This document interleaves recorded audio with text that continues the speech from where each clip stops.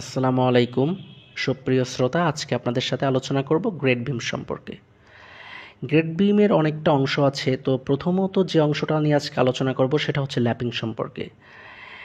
আপনি চাইলেই আপনার ইচ্ছামতো ল্যাপিং আপনি দিতে পারবেন না। ধরেন আপনার একটা বিল্ডিং 60 ফিট 70 ফিট বা 100 ফিট আছে, তো সাধারণত রডের যে দৈর্ঘ্য হয়ে থাকে সেটা হচ্ছে 39 ফিট, অর্থাৎ একটা পর্যায়ে আপনাকে অবশ্যই ল্যাপিং দিতে হয়। এখন এই ল্যাপিংটা আপনি কোথায় দিবেন? ধরেন একটা কলম থেকে আরেকটা কলমের ডিস্টেন্স আছে 12 ফিট। তো আমরা সাধারণত গ্রেড ভিমের ক্ষেত্রে L/3-তে যদি এটাকে ভাগ করি, তাহলে একটা কলম থেকে এদিকে আছে মনে করেন যে 4 ফিট, আর একটা কলম থেকে এদিকে আছে 4 ফিট। এই দুই পাশে কলমের সাপোর্টে এখানে কিন্তু এই 4 ফিটে এদিক থেকে 4 ফিট আর এদিক থেকে 4 ফিট, এই দুইটা জায়গায় টেনশন কাজ করে, অর্থাৎ এইখানে আপনি ল্যাপিং কখনোই দিতে পারবেন না। তো ল্যাপিং দেওয়ার ক্ষেত্রে এই যে মিডিলের যে 4 ফিট জায়গা আছে এইখানে আপনার কিন্তু ল্যাপিং দিতে হবে টপ লেয়ারের ক্ষেত্রে। আর যদি আমরা বটম লেয়ারের ক্ষেত্রে চিন্তা করি, তাহলে ঠিক টপ লেয়ারের উল্টোটা, অর্থাৎ এদিক থেকে কলম থেকে যে 4 ফিট আছে এই 4 ফিটে আপনি ল্যাপিং দিতে পারবেন, আবার এই কলম থেকে এদিকে যে 4 ফিট আছে এইখানে আপনি ল্যাপিং দিতে পারবেন। মিডিলে কিন্তু আপনি ল্যাপিং দিতে পারবেন না। এটা হচ্ছে বটম লেয়ারের ক্ষেত্রে, কারণ বটম লেয়ারের টেনশন সবসময় মিডিলে কাজ করে, আর টপ লেয়ারের টেনশন কলম থেকে L/3-তে কাজ করে।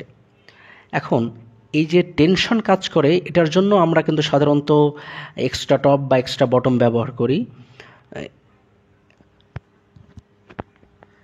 তাহলে এই টেনশন বলের জন্যই আমরা কিন্তু এক্সট্রা টপ ও এক্সট্রা বটম ব্যবহার করি।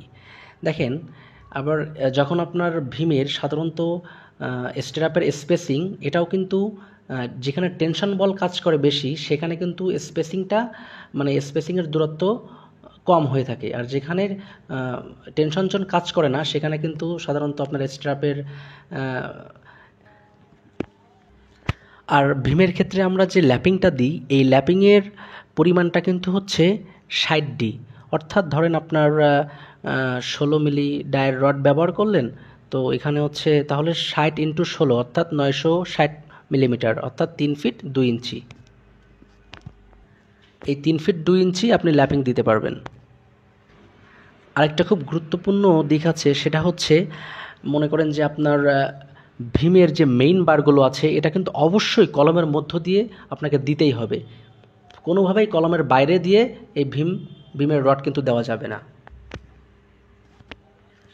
অনেক ক্ষেত্রে দেখা যায় যে আপনার গ্রেড ভীম দেওয়ার পরে কলমের সাথে সংযুক্ত করার পরে কলমের মধ্যে যে আমার রিংগুলো দেওয়ার কথা ছিল এটা হচ্ছে মিস্ত্রিরা দেয় না। তার জন্য কিন্তু এটা অনেক গুরুত্বপূর্ণ এবং মারাত্মক একটা দিক, কারণ আপনি যদি ওইখানে কলমের মধ্যে আপনি যদি রিং না দেন তাহলে ওইখানে কিন্তু বাকলিন হতে পারে এবং হবে। এই জন্য মিস্ত্রিরা যদি এটা না দেয় অবশ্যই কিন্তু আপনি চেক করে, মনে করেন যে আপনার একটা ভীমের গভীরতা মনে করেন যে সাধারণত 1 ফিট বা 2 ফিট বা 1.5 ফিট যাই হয়ে থাকে না কেন, তো আপনার কলমের যে রিংয়ের স্পেসিং আছে যতটুকু পরপর আপনার নিচ থেকে আপনার স্পেসিং দেওয়া ঠিক ওইভাবেই ওর মধ্যে কলমের ওই রিংগুলো আপনাকে অবশ্যই দিতে হবে। এইভাবে এক্সট্রা টপ ও মেইন রডের 90 ডিগ্রি অ্যাঙ্গেলে মাটাম দিতে হবে। আরেকটা জিনিস খেয়াল রাখবেন, সেটা হচ্ছে গ্রেড ভীম করার সময় এর নিচে কিন্তু মিস্ত্রিরা বেশিরভাগ সময় কাঠ দিয়ে শাটারিং করে, যেটা একেবারেই অনুচিত। কারণ আপনি কাঠ দিয়ে শাটারিং করার পরে ওটা আপনি আর পরে খুলতে পারবেন না, ভিতরে থেকে যাবে এবং পরবর্তীতে একটা সময় দেখা যায় ওই কাঠটা নষ্ট হয়ে যেয়ে আপনার ওখান থেকেই হচ্ছে পানি ঢুকে আপনার রডকে নষ্ট করে আস্তে আস্তে পুরা গ্রেড ভীমটাকে নষ্ট করে ফেলে। গ্রেড ভীমের কভারিং সাধারণত 2.5 ইঞ্চি হয়ে থাকে, কারণ মাটির নিচের কাজ, এটা অবশ্যই আপনাকে আপনার কভারিং 2.5 ইঞ্চি রাখতেই হবে। আর এর অনুপাতটা সাধারণত 1/2-3-এ দেওয়া হয়ে থাকে।